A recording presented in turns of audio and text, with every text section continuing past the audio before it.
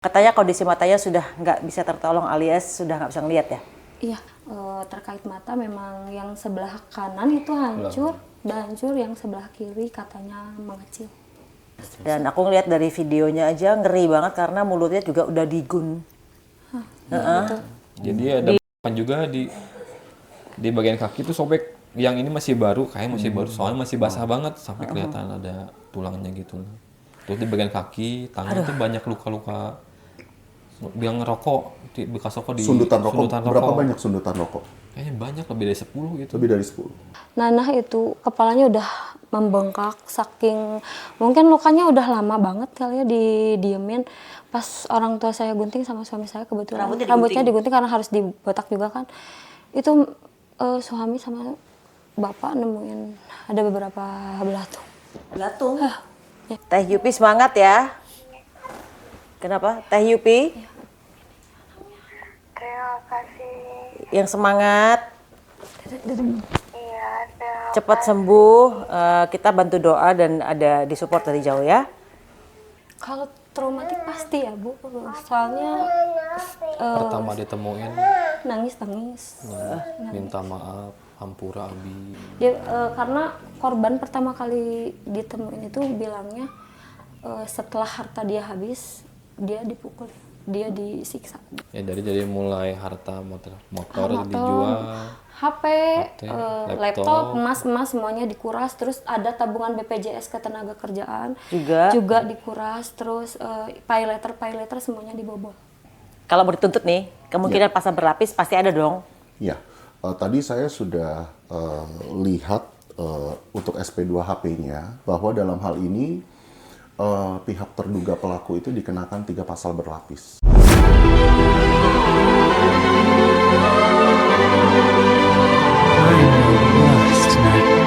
I bet you'd stick your head in fire.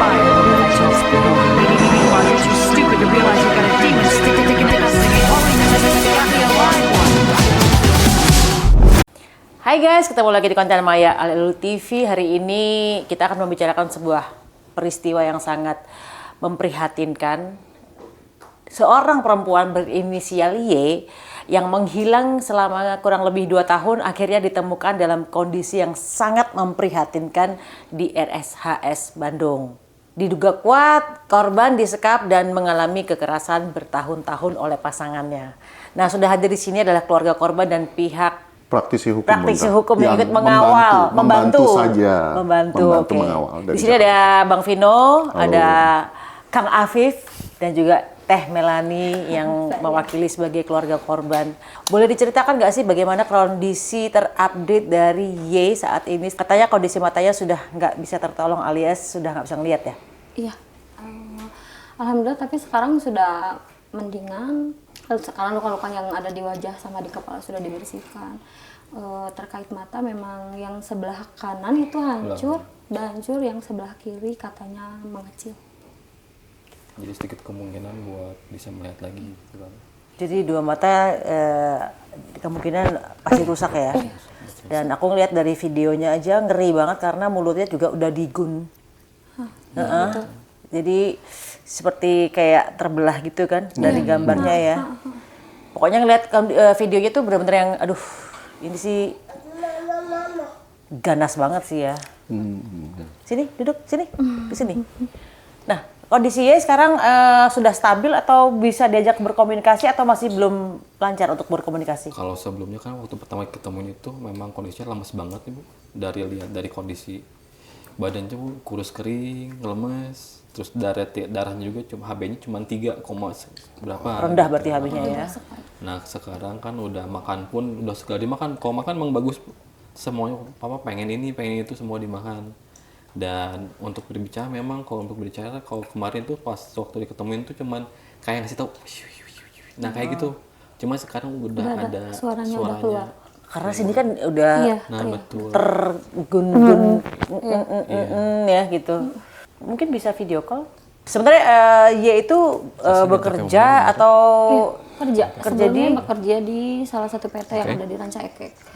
Lalu dimutasi ke Bandung ya, di kantornya itu. Di Ranca Ekek? Di Pasteur. Di Pasteur, oke. Terus anak Y itu sendiri karakternya bagaimana? Dia itu kalau masalah percintaannya mah cenderung pendiam, nggak pernah sama sekali bercerita atau apa sih, nggak pernah. Jadi lebih dekat ke ngobrol ke teman dekat kerjaannya dibanding sama keluarga gitu. Assalamualaikum Pak. Oh, ini video call. Video call. Ini ada Bunda mau ngobrol. Assalamualaikum. Sehat, alhamdulillah. Teh Yupi sehat ya? Sehat, alhamdulillah sehat. Alhamdulillah. Teh Yupi. Nggak kelihatan. Teh Yupinya mana? Teh Yupi semangat ya. Kenapa? Teh Yupi Terima kasih. yang semangat, Iya, terima cepat sembuh. Kita bantu doa dan ada di support dari jauh ya. Iya, makasih. Iya. Oke, sehat-sehat. Bismillah, semoga kasusnya segera selesai dan pelaku diberikan hukuman yang sangat berat. Amin. Amin. Amin, makasih Iya. Bunda. Iya. Baik, sehat-sehat semuanya, cepat sembuh. Allah selalu bersama kalian semuanya. Amin. Terima kasih. Teh Yupi sehat ya, Mbak Ayah. Terima kasih. Sehat juga ya. Oke, assalamualaikum. Waalaikumsalam. Terima kasih. Nah, menurut pengamatan pihak keluarga, apakah korban merasa traumatik? Tapi belum bisa cerita berarti ya? Kalau traumatik pasti ya Bu, soalnya Pertama ditemuin nangis. minta maaf, hampura abi. Oh, Abi. berarti Minta maaf. si saya. Teteh ini ya, minta Ya, maaf. terus-terusan minta maaf. Terus-terusan minta maaf. Terus titip pesan juga kalau misalkan ada dia tolong diusir gitu kan. Jangan kasih dia masuk. Oke, kita flashback ke kronologi awal dari pihak keluarga. Katanya ada penelpon misterius yang memberi kabar kalau Teh Y mengalami kecelakaan dan sedang berada di rumah sakit. Iya, Betul ya? Tepatnya hari Rabu kemarin tanggal 10 Juni Tanggal 10 Juni jam 6 sore itu papa yang nelpon ke suami, katanya Yupi ketemu, katanya Teh Pita ketemu tapi di rumah sakit. Kecelakaan, katanya harus segera dioperasi ya, harus segera ke rumah sakit sekarang dia papa gitu. Kami langsung ke sana, yang ternyata suami sih tepatnya yang ke sana, saya di rumah. Ya gitu, keadaannya sangat memprihatinkan. Ya, oke. Tapi pada saat keluarga melihat langsung kondisi korban ya, ini kebetulan kakak kandungnya ya, ada kenyataan yang lebih menyakitkan nggak? Pada saat, kita kan nggak tahu nih, pada saat bertemu, kita dikasih tahu kabar kecelakaan ya kan, pada saat melihat korban, bagaimana rasanya? Rasanya gimana ya? Sakit, tapi senang bisa ketemu juga, tapi shock, marah, campur aduk semuanya, lebih kecewa gitu dari yang sebelumnya, dari awal kan dia pergi baik-baik aja, muka juga ya cantik gitu kan, nggak ada yang kurang, lengkap semuanya gitu kan.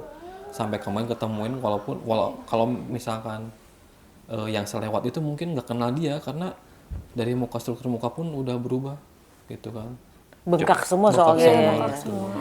Dari Sempat mata juga udah ngomong, gitu kan. papa juga sempat ngomong ini bukan Pita katanya, karena memang tidak bisa dikenali sama sekali. Keadaannya sudah sangat mengkhawatirkan. Saya bukan Pita ini, tapi ngelihat ada ini kan tato di tangannya. Sempat ngirim tatonya Pita ke saya, jadi saya tahu itu benar Pita gitu. Oke, ini kan orang tua waktu pertama kali melihat, ini kan prihatin pasti kan. Apa reaksi seorang ayah? Kalau kakak tadi kan udah pasti emosi ya. Seorang ayah melihat anaknya disiksa seganas itu. Ibu masih ada dong? Masih alhamdulillah. Ya pastinya shock berat. Terus pertama kali ke rumah sakit mah bapak sampai pingsan. Ibu bagaimana? Ibu ya nangis aja, cuma nangis. Kalau bapak sih Sampai pingsan bapak ya? sampai pingsan. Terus bapak ngucapin apa? Ya nggak ada, cuma nangis aja sama kenapa Pita jadi kayak gini gitu. Dan Gitu aja. akhirnya Teh Y langsung minta maaf. Minta maaf. Yang pertama kali diucapin itu minta maaf, Cina. Gitu aja. Terus nangis, minta makan terus. Ya minta makan, dia minta makan terus. Maaf sana Yupi minta makan terus. Karena terus-terusan minta makan, mama minta makan lagi. Udah habis minta makan lagi. habis lagi minta makan lagi, maafin Yupi minta makan katanya gitu. Oke, berarti yang dari pihak keluarga yang paling terpukul melihat kondisi Teh Y ini siapa? Ya jelas orang tua, Orang tua pasti. ya. Dan tentu tadi kakak Kakaknya, kandung ya. iya kakaknya. Dan yang paling emosi Kakak sih, kakak ya? suami saya. Suami Iya. ya? Ha-ha. Jadi Teh Y ini sempat katanya tadi dilarang untuk bertemu keluarga ya. Iya, itu sudah jelas dari awal kepergiannya, maksudnya dari awal meninggalkan rumah sudah tidak dikasih komunikasi dengan keluarga. Sudah tidak diberikan alat komunikasi pun katanya sudah setahun lebih tidak dikasih. Oke, tadi aku melihat di kepalanya tuh kan agak membesar ya. Iya. Terus kemudian ada di mata juga. Area kepala juga, di area mata juga. Mata dan kepala ada yang berair-air yang keluar itu gitu. nanah. Nanah. Nanah itu kepalanya udah membengkak saking mungkin lukanya udah lama banget kali ya didiemin.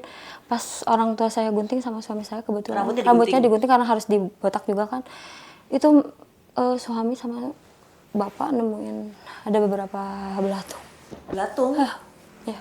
Berarti sudah benar-benar membusuk ya? Iya, sepertinya sudah lama. Sudah didiamkan cukup lama sepertinya. Jadi terduga pelaku ini adalah pacar dari Teh Y yang sempat dikenalkan ke pihak keluarga 2 atau 3 tahun lalu. Ini sebenarnya 2 atau 3 tahun sih 2 sebenarnya? tahun sebenarnya yang beredar kan di luaran 3 tahun ya sebenarnya 2 tahun. Yupi itu pergi dari rumah 2024 setelah Lebaran Idul Fitri, setelah Hari Raya Idul Fitri. Ada curiga nggak sih dari awal? Atau misalnya feeling-feeling nggak enak, misalnya aku nggak suka sama laki-laki ini gitu? Kakaknya ngomong gitu, sempet. Jadi kan pertama itu kan kata mama, Pita bawa laki-laki ke rumah, ketemu sama mama sama adik saya laki-laki yang Sarul itu, ngakunya juga itu ke mama itu bilangnya dia orang Majalaya, sedangkan ke adik saya bilangnya yang laki-laki itu bilangnya orang Ujung Merung. Di situ pun saya udah Bingung. Kok ngomongnya beda kanan kiri ya? Kanan kiri, tapi kan kita berusaha Percaya aja ke adiknya berpikir positif gitu, nggak ya. mikir yang aneh-aneh gitu kan. Nah terus apa yang disampaikan dari adik atau mama misalnya, kok aneh ya nih orang, kok kayak kamu jangan gitu deh, jangan sama dia deh gitu. Iya, Enggak sih. karena mama bilang gitu, bapak mah lebih serak sama yang itu. Sebelumnya iya bapak sempat bilang kayak gitu. Jadi sebenarnya udah feeling dari awal ya, Iya, dari keluarga besar ya. Oke, sebelum hilang nih, apakah Teh Y ini pernah menceritakan adanya tanda-tanda kontrol berlebihan atau kekerasan atau sikap mencurigakan dari pelaku? Enggak ada sih. Nggak ada? Tidak ada. Karena memang kalau masalah percintaan dia mah cenderung tertutup sekali gitu. Tapi kemarin setelah viral ada yang nelpon ke saya, kebetulan temen dia satu kantor dulu bilang sebelum dia hilang kontak, hilang kabar itu, dia sempat nangis-nangis di toilet kantor katanya. Bilang kalau si laki-laki ini tuh ngambil handphonenya, ngambil motor, kendaraan, dia kerja sama pulang kerja teh di antar jemput. Jadi ditungguin sama si cowoknya. Pokoknya ruang geraknya sangat dibatasi gitu sama si Berarti laki-laki kamu ini. ada dugaan Dari pacarnya awal. posesif berarti Iya, ya? dari awal. Tapi saya nggak tahu, saya tahunya kemarin pas ini kasusnya naik, baru saya tahu kemarin kan ada yang telepon gitu. Oke, dan saat Y menghilang nih, apakah keluarga sempat melakukan pencarian atau melapor ke pihak berwenang? Iya, saya sempat memviralkan di Instagram. Facebook. Di Instagram, Facebook, saya sempat nyari di Di-share itu ya. Facebook. iya di share tapi nggak lama. Ini memviralkan adik sendiri Iya, atau Pak iya. yang laki? Iya, dua-duanya. Oh, saya dua-duanya, viralkan. oke. Jadi narasinya saya bilang adik saya dibawa kabur oleh si pelaku gitu. Diviralkan, nggak lama sorenya telepon. Pitanya telepon ya, korbannya telepon. Katanya hapus postingannya, saya nggak mau ada ya ini keramaian gitu, nggak mau saya. Dia bilang itu pas nelfon. Saya nggak apa-apa, saya udah gede katanya gitu. Saya mau ngambil jalan saya sendiri, nggak usah main viral-viral lagian. Saya udah putus katanya sama si Yuda, itu kan awalnya bilangnya Yuda. Saya sudah putus sama si laki-laki itu. Sekarang saya punya kehidupan yang baru katanya dengan laki-laki yang baru. Tolong jangan usik lagi saya, dia bilang. Oh, jadi ngaku udah putus lagi, Iya. putus sama si laki-laki Iya, sama ini. si laki yang pertama itu ngomongnya udah putus. Tapi ternyata ganti Enggak, ternyata masih itu, Orang cuman yang sama. beda nama tapi orangnya sama. Iya, jadi itu cuma buat alibi ke kita supaya kitanya Tenang. Enggak, supaya kitanya enggak curiga ke si Yuda gitu. Oke, baiklah. Oke, ada kesaksian dari Teteh Y bahwa ada juga kerugian material yang cukup besar. Misalnya uangnya mungkin diambil gitu. Iya. Ada. Dia, karena korban pertama kali ditemuin itu bilangnya setelah harta dia habis, dia dipukul, dia disiksa. Oh, jadi penyiksaan itu terjadi setelah duitnya habis. Itu kata korban. Kata korban ya, menurut Menurut pengakuan korban. Oke. Pay letter juga semuanya dibobol. Ya jadi mulai harta motor dijual, HP, laptop, emas semuanya dikuras. Terus ada tabungan BPJS Ketenagakerjaan juga dikuras. Terus pay letter semuanya dibobol.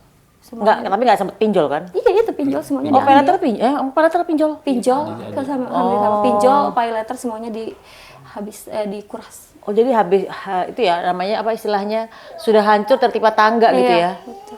Oke. Nah, saat ini apa saja langkah hukum yang sudah atau akan ditempuh keluarga dan kuasa hukum ke depan?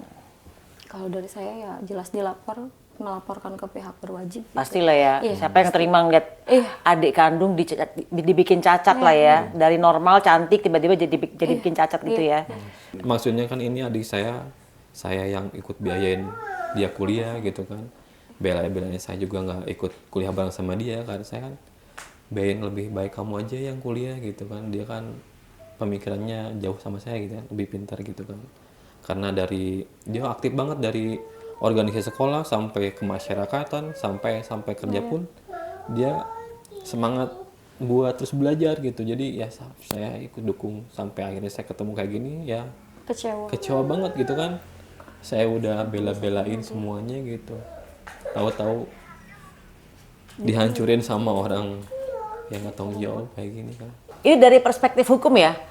Seberapa kuat kasus ini bisa dimenangkan di peradilan? Ini kerugiannya kalau kita lihat dari videonya kan benar-benar luar biasa ya. Apalagi ini bukan apa tuh penyiksaan yang nggak sengaja. Ini kan direncanakan berarti dong.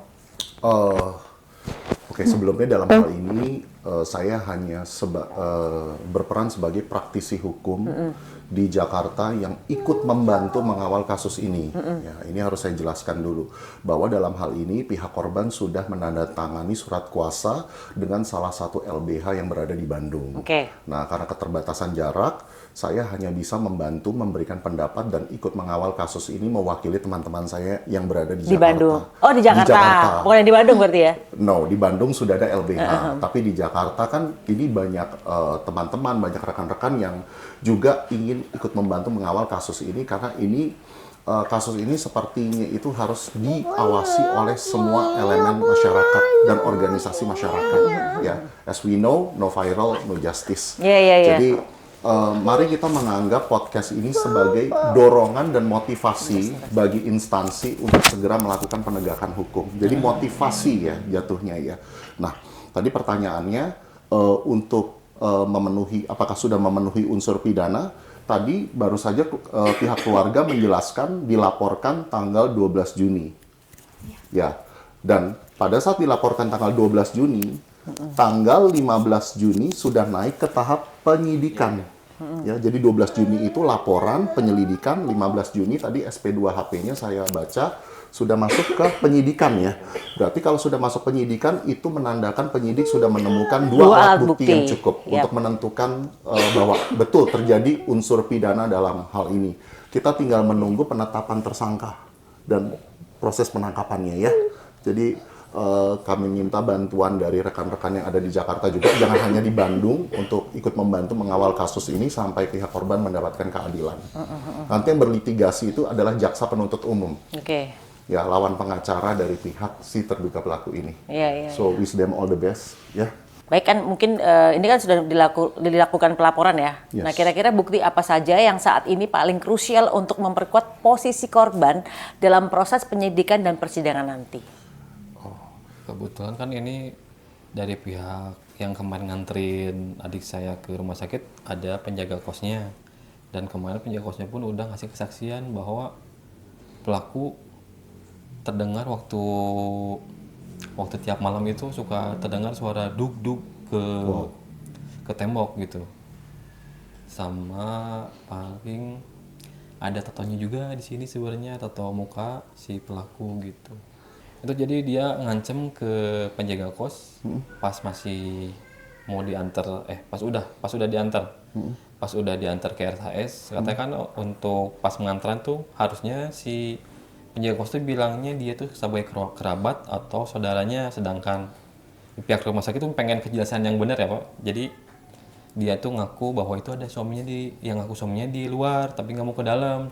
Nah pas dipanggil, pelaku manggil yang ngejaga kos di luar itu, aduh cekcok sampai akhirnya dia mohon main maksudnya ngomong ke dokter orang suamina atau mana nate ngomong orang sebagai dur mana sebagai durna gitu. Artinya apa itu? Yang didor gitu.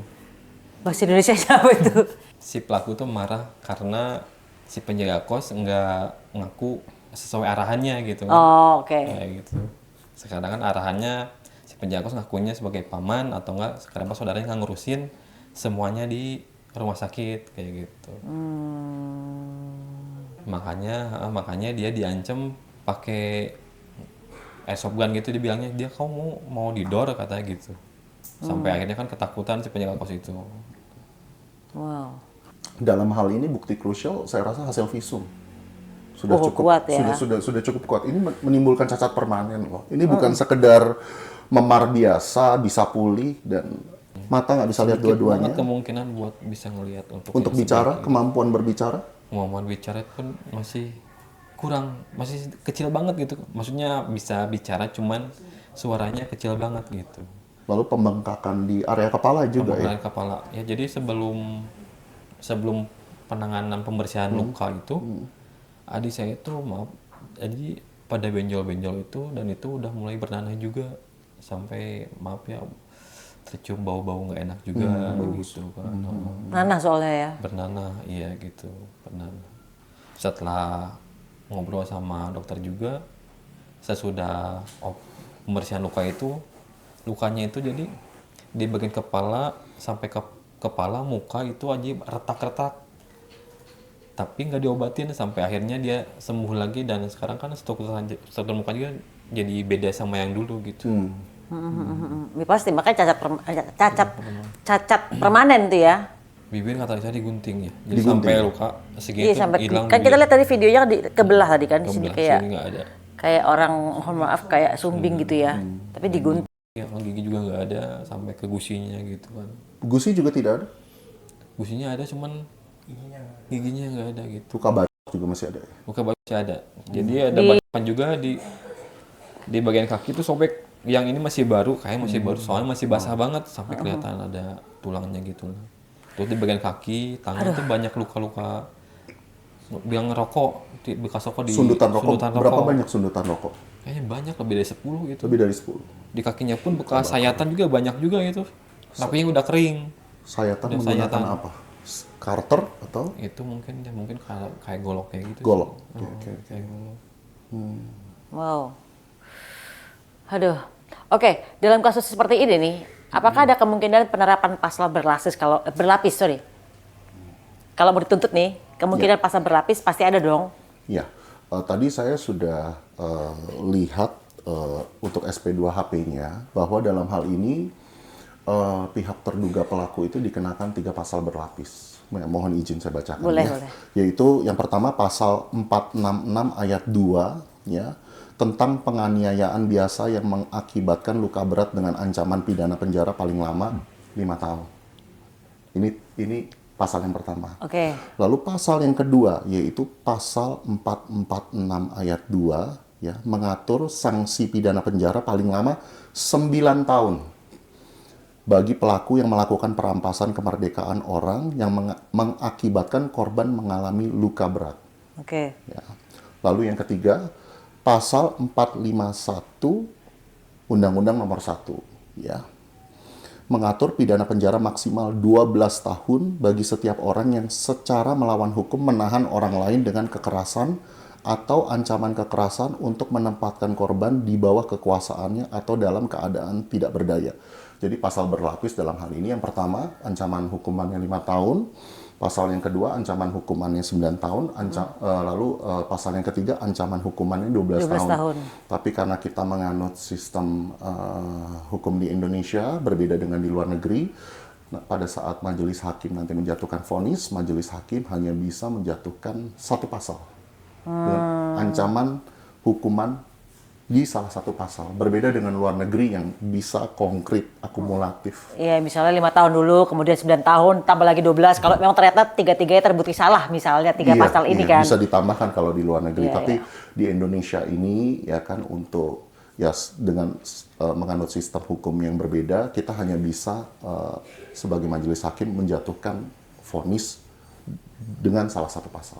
Oke. Saya berharap yang 12 tahun, hopefully. Iya. Makanya saya mengajak semua elemen masyarakat, yuk mari kita bantu kawal kasus ini bersama-sama sampai putusan sidang, sampai vonis majelis hakim. Ini sekarang sudah tahap penyelidikan. Sudah. Apakah pelaku? Maaf, penyidikan. Oh, penyidikan. Penyidikan, Bunda. Penyidikan, berarti sudah ada 2 alat bukti ya. Apakah pelaku ada atau mungkin melarikan diri atau? Kalau dari pihak polisi kemarin tanggal 13 itu katanya dia udah pergi keluar kota kemarin terakhir infonya. Cuman kemarin pun sempat ada info lagi kemarin tanggal berapa ya? 3 hari kemarin itu kalau salah. Ada info lagi dia itu ngancam ke penjaga kos lewat tukang martabak katanya. Jadi dia pinjam HP tukang martabak buat minta sampein ke penjaga kos gitu. Jadi kayaknya itu masih belum lari kemana-mana gitu. Masih di area Cinanuk juga gitu. Tapi udah dipanggil belum sih? Siapanya? Pelaku. Pelakunya belum kalau itu. Kalau penyidikan, tadi tahap penyidikan. Berarti belum dipanggil dong? Sudah? Kalau dalam penyidikan itu pasti sebagai terduga pelapor itu dipanggil. Pasti dikirimkan surat panggilan. Apabila tidak datang sebanyak 2 kali, maka Jemput paksa. mekanisme jemput paksa itu harus diberlakukan. Apabila nanti penjemputan paksa dilakukan penjemputan paksa dan dicari dan si pelaku ini tidak diketahui keberadaannya, langsung naik ke penetapan tersangka dan masuk dalam daftar pencarian orang DPO. Oke. Jadi ini tinggal one more step. Tadi kan bilang bahwa netizen tolong dikawal ya kan, kasus ini supaya tetap berjalan di penegak hukumnya supaya cepat gitu kan ya. Apakah netizen tahu yang mana pelakunya? Foto terduga pelaku ini sudah banyak beredar di sosial media. Oh sudah ya? Sudah, like. Baik, untuk seluruh netizen Indonesia yang mungkin pernah melihat pelaku atau mengetahui kasus ini, kan kadang-kadang fotonya sudah beredar di media sosial ya. Nah, mungkin bisa membantu pihak berwajib untuk ngasih tahu di mana sih kalau ngelihat pelakunya gitu. Mohon izin, si terduga pelaku ini ada yang bilang kerja di leasing, benar atau tidak? Oh iya betul. Betul, kerja di salah satu leasing di daerah mana? Di daerah Tritan Point depan Cipadung, area Cipadung. Di mana lokasi ini ya kerjanya? Tritan Point tepatnya di leasing debt collector. Dia sebagai debt collector. Iya. Dia sebagai debt collector ya. Emang debt collector kan maksudnya harus terbiasa nagih-nagih utang ke orang ya dengan agak lebih kencang gitu ya. Nah bahkan pengakuan salah satu nasabah pun kalau misalkan dia nagih pun dia sambil bawa senjata tajam gitu, bawa golok kayak gitu. Wow. Nasabah, siapa nama? Maksudnya nasabahnya ini menyampaikan ke siapa? Menyampaikan waktu kemarin tuh waktu ada nge-DM ke istri saya gitu, menceritakan, oh iya saya pernah jadi nasabahnya, saya pun pernah ditagih sama dia sambil bawa sajam kayak gitu. Wow, jadi keras ya, jagoan. Oke, we'll see. Oke, jadi memang ya itu tadi kalau debt collector biasanya terlatih untuk memang harus lebih kencang ya, karena kadang-kadang yang ditagih utangnya juga amnesia semua gitu suruh bayar utangnya ya. Oke, aku berdoa mudah-mudahan kasus ini segera selesai ya. Amin.